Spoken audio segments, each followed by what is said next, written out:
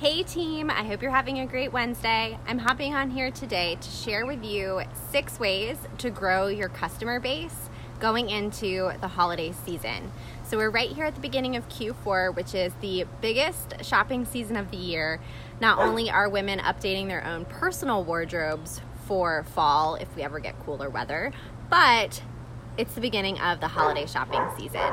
And even though October may seem a little bit early to really start thinking about those Christmas wish lists, the truth is people are starting to think about it. So it's always a great thing to bring up with people and help them start brainstorming those ideas early. So let's dive right on in. And again, there's going to be these 6 ways. So you guys, the number one way, the no-brainer, classic way that you're going to bring new customers into your pipeline is from booking stylings.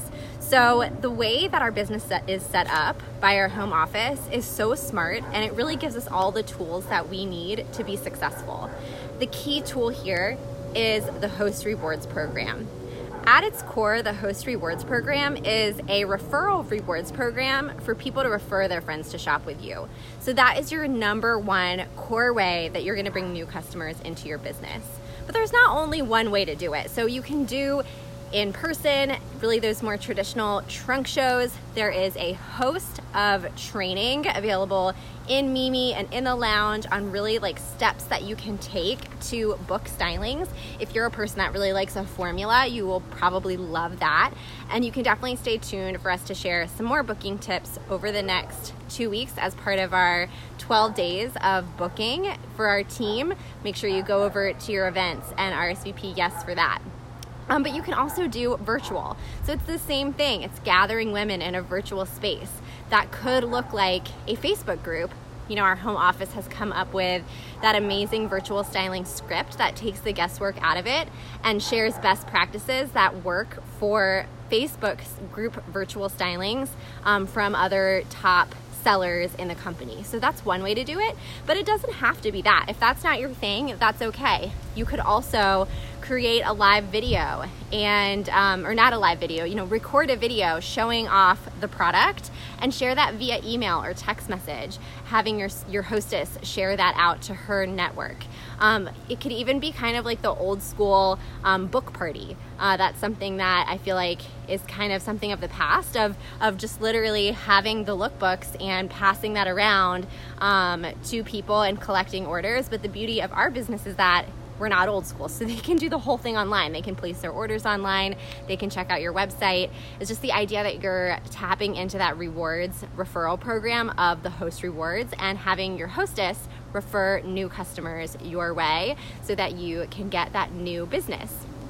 And then, of course, so that's number one, your number one core way. If you haven't visited booking in a while, I'm excited that we're going to really dig deeper into that over the next 12 days for our 12 days of booking and get a refresher. So let me know what your questions about booking are so that we can definitely be sure to address them as we dive into the holiday season together.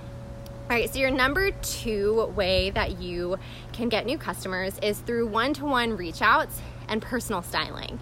Again, that could be in person where someone comes over to your place and checks out your samples in person and you help her place an order. That can also be virtual where you're putting a look together in a shopping cart and sharing that on Mimi one-to-one, okay? But I like to keep this in mind too. I think that can be a great way to reach out to people and gain those new customers. But just like with booking, you're gonna have to do about 10 reach outs to get one yes, or to get one yes to a booking or one yes to an order. So I kind of always think it's a no-brainer to offer that booking opportunity first. And then if she says, thank you to booking, then offer that personal styling opportunity to hopefully make a sale for even if she doesn't want to host. Because it's kind of like you're doing that same effort and you could reach out to 10 people and book a show where you get 10 customers, or you could reach out to 10 people just going for an order and you get one order. So I think it's good to ask ourselves, do we want to get $100 in sales and make $25, or do we want to get $1,000 in sales and make $250? I'm going to say probably all of us would agree that $250 is going to trump $25 any day of the week. But if for whatever reason stylings aren't your thing, or maybe it's not going to fit into your schedule for whatever given period of time, maybe that one-on-one option is going to be best for you, or a way to fill in around those bookings that you already have. Maybe your calendar's totally full. Okay, so that's number 2, those personal one-to-one reach outs and personal styling. Number 3 is through your social media channels, whether that's your VIP group on Facebook, your lifestyle group, or whether that's through an Instagram profile, maybe even just on your own personal profile, or maybe you have a YouTube channel and you like sharing there. So being able to share on any of those channels and learning whatever channel it is that you like the most, that you feel like you already have the most solid following, that's definitely my tip. Pick the one that's already has the most traction for you already and build that out more. So that could look like actively inviting people to join your lifestyle group, or researching which hashtags are going to perform well for your posts on Instagram so that you can attract new followers, or actively going to follow new accounts so that you can hopefully have them follow you back, and really being actually social on your social media platforms and connecting with new people to build relationships there. Because really, you guys, we're in a relationship business, and our product, of course, is irresistible, amazing quality, all of those things that are absolute non-starters that none of us would want to be sharing Stella Dot if we didn't absolutely love the product and believe in it and know that it's totally amazing. But people are going to shop with you because the product's so great, but they're also going to shop with you because they know you and they trust you. And so to really build those that know, like, and trust factor on social media is so key. Number 4, styling on the go. We're lucky that our business is so visible, right? You can go out wearing your gorgeous statement earrings and your arm party and looking super stylish, as we all do, and you're gonna get those compliments on the go. So maybe you're waiting in the line at Starbucks to get your pumpkin spice latte and you get a compliment on your bag or your earrings. That's a great time to strike up a conversation. Just make sure that you're ready and prepared to share your contact information with her in a way that allows you to follow up. I think the best thing that you can do is save yourself as a contact in your phone with all your information, your picture, your website included in that contact profile. And that's like your digital business card. So it's super easy to get into that chat with someone and say, "Oh my gosh, thank you. These earrings are Stella Dot. Have you heard of the line?" And get that reaction. Maybe it's yes, maybe it's no. You can share, "Oh my gosh, well, I'm actually a rep for the line. I can't believe you haven't heard of us. We're so trend forward and just really amazing fashion that I think you would absolutely love. I'd love to send my website to you so you can see more of the line. Could I get your phone number? I'll text it to you right now." And just have that really organic conversation, and there you go. You've got a new lead that will hopefully turn into a new customer, or maybe even your new hostess, connecting you to 10 more new customers. So definitely don't miss out on those opportunities to share on the go. Number 5 is to ask for referrals. So maybe you've met someone on the go, or you met a new customer at a trunk show, or you've been doing the one-to-one personal reach out and someone's not quite ready to commit to shopping on the line yet, or they're not interested in hosting and they'd rather just shop with you. Whatever that may be, always end that conversation with just the elegant exit, the confident close of, "Oh my gosh, thank you so much for getting back to me. I'd always loved for the offer to stand. I would be thrilled to hear from you if you change your mind and you want to get your girls together. But in the meantime, if there's somebody that you know that would like to get a whole new fall wardrobe for free, would you please send them my way?" And you just never know whether it's right then and there or whether it's in a few weeks as their wheels have been turning. Maybe their sister is the most stylish person they know and they think that Stella Dot would be perfect for them. Or maybe they say, "Okay, hosting things isn't really my thing, but my next door neighbor has people over all the time. This would be right up her alley." So actually actively asking for those referrals can really go a long way. And kind of in that same vein, check out actual formal networking opportunities, whether that's a women's networking group or something for small businesses in your area, fitting that into your schedule as it works for you to actually allow you to meet new people and talk about what you do and ask for those connections.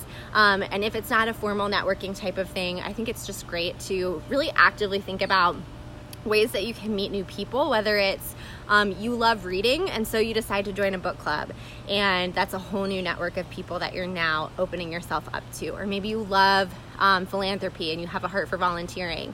You could join your local junior league or some other volunteering type of organization and meet a whole new group of people. And then number 6, last but not least, pop-ups and vendor events. So I think pop-ups are a great way to just really directly introduce your business to people in new venues. So that might look like partnering. I like to think about, okay, who are the type of women that would love Stella Dot, and where are they going? What coffee shops do they go to? What boutiques do they shop at? What types of recreation do they do? So I love setting up at places like Pure Barre, or a blow dry bar, or a nail place, or a cute boutique. Any place like that where you can partner up with a business owner and let them know you're going to be sharing this event with your channels and with your network, and will hopefully help bring new customers into their shop, and then vice versa, like have them promoting the event so that you can cross promote your businesses and it's a win-win. And then vendor events are another great way, especially around this time, around the holidays. There's so many like church vendor event fundraisers, or something at schools, all those types of little things where you can set up a table and have that really clear venue of being able to have people coming through and tell them about Stella Dot. My one rule of thumb with vendor events though, because they can really run the gamut in terms of the cost to participate. I've had places where it's totally free and maybe they ask you for, to donate a prize for a raffle that they're doing, all the way up to like large bridal shows that want to charge you like $500 to have a booth. So my rule of thumb personally is that I will not invest more than, $25 or $50 max for any type of vendor event, because they can be hit or miss. You could make some great connections with people who walk through the room, or it could be a total bust. And so for me, like, that's kind of my personal threshold. Okay, so just one last review of all these different ideas of ways to grow your customer base. Number 1, tried and true, the core way is booking stylings. Can be in person or virtual, your choice. Number 2, one-on-one reach outs, personal styling. 3, your social media channels. 4, wear and share it on the go. 5, ask for those referrals and network. And then number 6, those pop-ups and vendor fairs.